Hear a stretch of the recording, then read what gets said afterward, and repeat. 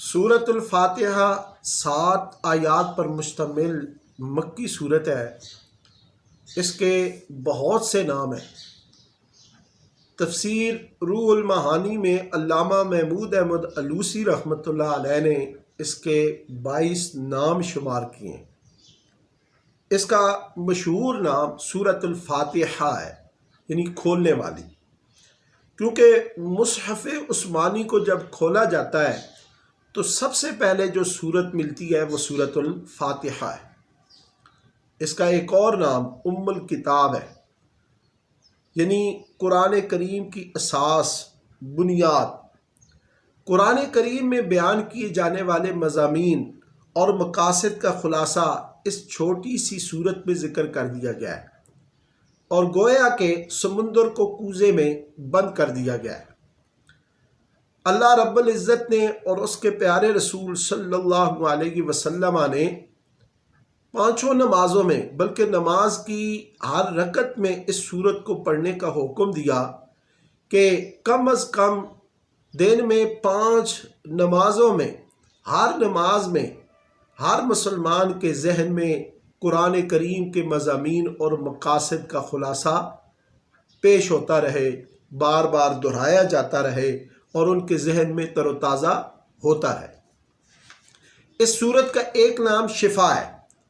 یہ سورت روحانی اور جسمانی امراض کے لیے پیغام شفا ہے۔ اسے پڑھ کر دم کرنے سے موت کے علاوہ ہر بیماری کی شفا یابی ممکن ہے، شفا یابی حاصل ہوتی ہے۔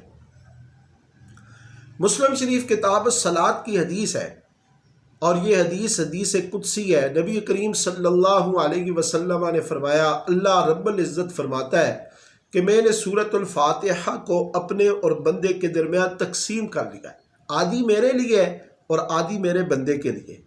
جب بندہ الحمدللہ رب العالمین کہتا ہے تو اللہ تعالیٰ فرماتا ہے میرے بندے نے میری حمد بیان کی۔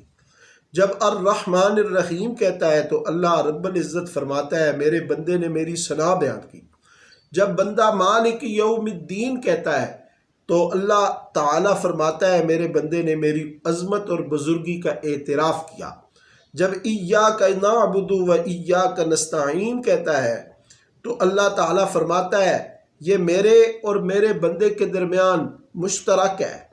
جب بندہ اہدنا الصراط المستقیم صراط الذین انعمت علیہم غیر المغضوب علیہم ولا الضالین، یہ دعائیہ کلمات، یہ دعائیہ آیات پڑھتا ہے تو اللہ رب العزت فرماتا ہے ھذا لعبدی ولعبدی ما سأل، یہ دعائیں جو میرے بندے نے مجھ سے مانگی ہیں یہ میرے بندے کے لیے ہے، اور میرے بندے نے جو مانگا ہے میں نے اسے عطا کر دیا۔ تو اس کے بعد آمین کہنی چاہیے۔ آمین کے معنی ہے اللہم استجب لی، اے اللہ میں نے یہ جو دعا مانگی ہے اسے قبول فرما۔